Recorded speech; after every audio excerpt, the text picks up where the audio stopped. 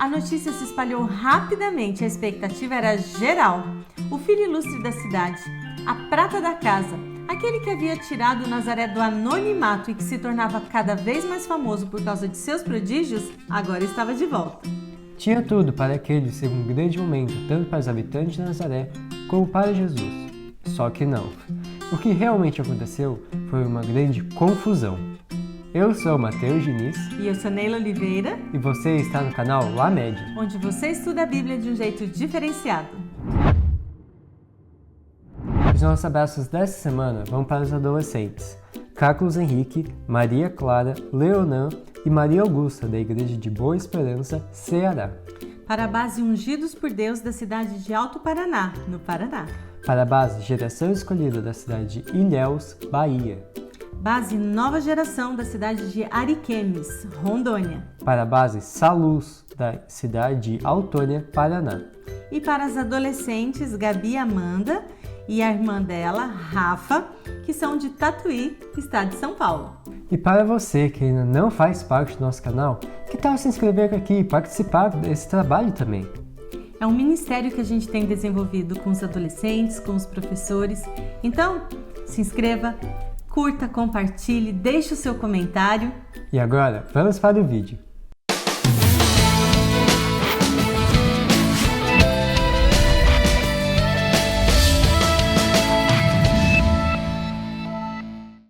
Você já viu esses programas de TV que tem um quadro que homenageiam pessoas famosas?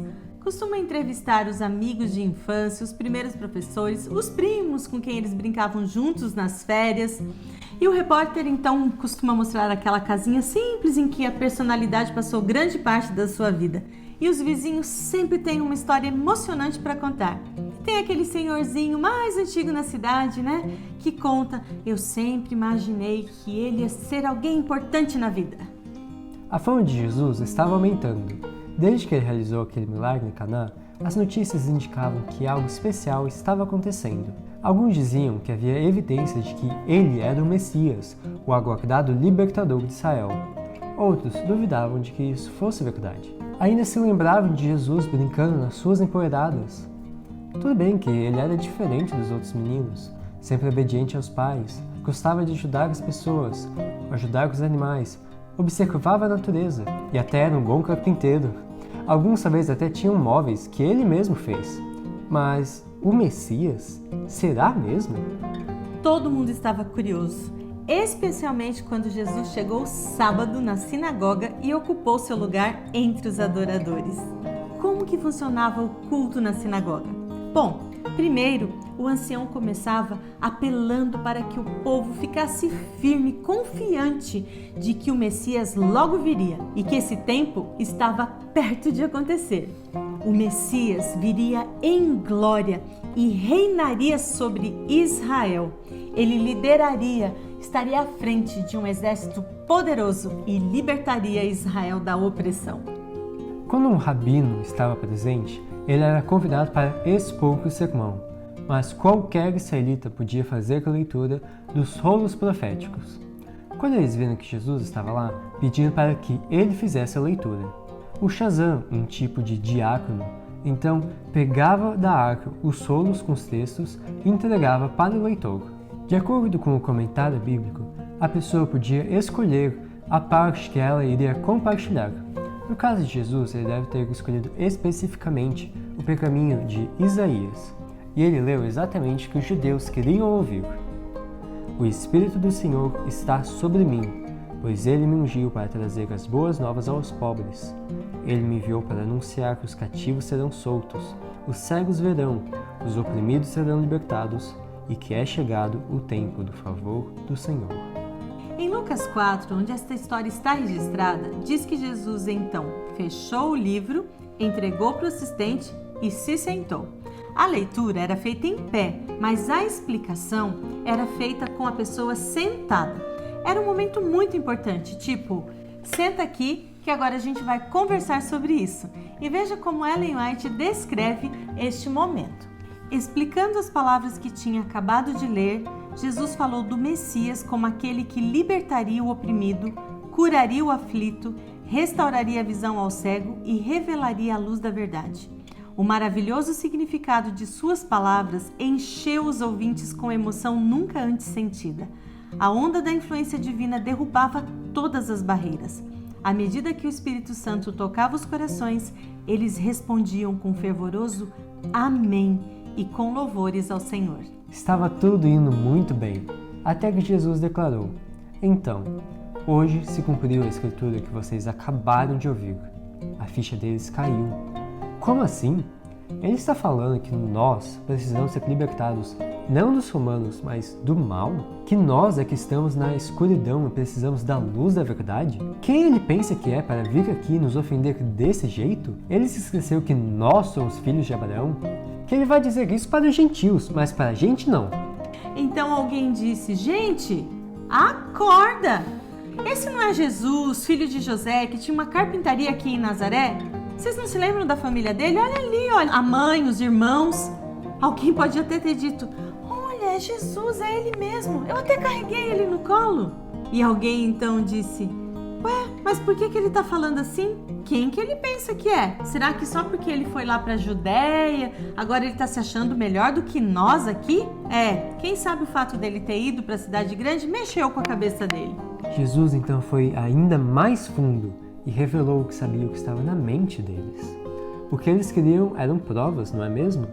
Queriam que ele fizesse milagres para provar que ele realmente era o Messias. Jesus então comparou a situação deles com o antigo Israel, citando o exemplo de Elias, que teve que ser amparado por uma viúva estrangeira, pois não achou fé suficiente em Israel. E que mesmo havendo muitos leprosos em Israel, Eliseu curou apenas Naamã, um oficial sírio, pois não havia ninguém com fé suficiente em Israel. Eles não eram melhores do que Israel de antigamente. Ai, essa deve ter doído como um chute na canela. Eles não suportaram que Jesus expusesse a real situação deles. Aquilo foi demais. A reunião foi imediatamente interrompida e eles então partiram para a violência, agarraram Jesus e o expulsaram da sinagoga. Em seguida, o levaram para fora da cidade. E você sabe o que isso significa, não é? A intenção deles era executar Jesus. A ideia era lançar Jesus do alto do penhasco. Algumas pessoas começaram a gritar, outras começaram a tirar pedras. Peraí, mas que dia mesmo era da semana? Sábado. E então, do nada, Jesus desapareceu. Anjos o tiraram dali. Mas até mesmo esse milagre, não era um milagre que eles queriam, foi suficiente para abrir os olhos deles. A maior prova de que Jesus estava certo quando ele se referiu daquela forma àquelas pessoas. Que triste! Aquele que era para ser um momento tão especial, onde Jesus deu a oportunidade aos seus conterrâneos de conhecer a verdade em primeira mão, foi desperdiçado por causa do orgulho. Eles rejeitaram o pão da vida e preferiram a palha e as cascas do trigo. Se tivessem estudado as Escrituras com sinceridade, comparando o que achavam com o que a palavra de Deus dizia, teriam encontrado a verdade e evitado a destruição da sua cidade orgulhosa. Talvez isso nos dê uma ideia de por que as pessoas julgavam quem morava em Nazaré daquela forma. A primeira lição é: Deus pode se revelar a nós de várias maneiras. Quando Jesus voltou para Nazaré, ele queria dar oportunidade a seu próprio povo de ver as suas mais acariciadas esperanças se cumprindo, ver o Messias e participar deste momento único na história de Israel. Mas eles o rejeitaram porque estavam com a sua visão distorcida. As pessoas valorizavam os títulos, as riquezas, os pensadores e grandes mestres daquele tempo. Elas não suportaram a reprovação de Jesus. Ellen White diz que as lições de Cristo exigiam arrependimento. E para isso é preciso ter humildade para olhar para dentro de nós mesmos e reconhecermos nossa verdadeira condição. E, infelizmente, os nazarenos perderam essa oportunidade.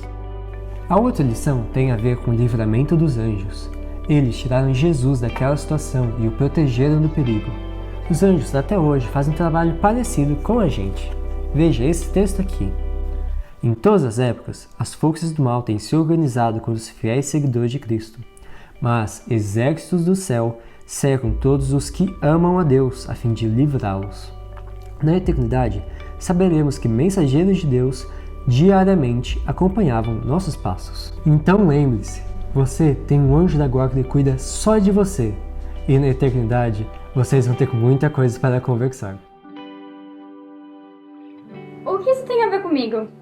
Depois de uma história dessa, a gente fica pensando, né? O que tem a ver comigo, com a minha vida? Só que se a gente parar para pensar um pouquinho melhor, percebemos que tem mais a ver com a gente do que possamos imaginar.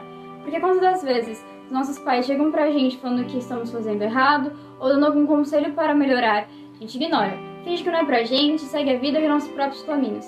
E quando a gente volta um pouco, percebemos que se a gente tivesse escutado, poderia ter sido melhor. E essa história nos mostra exatamente isso. Quando Jesus chegou para os nazarenos e falou para eles o que eles estavam fazendo de errado, eles fingiram que não era para eles. Falaram, somos o povo de Deus, então não é pra gente esse conselho. Mas na verdade era. E muitas das vezes a gente acaba fazendo isso com os nossos pais. Então essa história é pra gente entender e refletir. Se a gente parar de pensar só no eu e começar a escutar mais, a gente percebe que tudo pode ser melhor.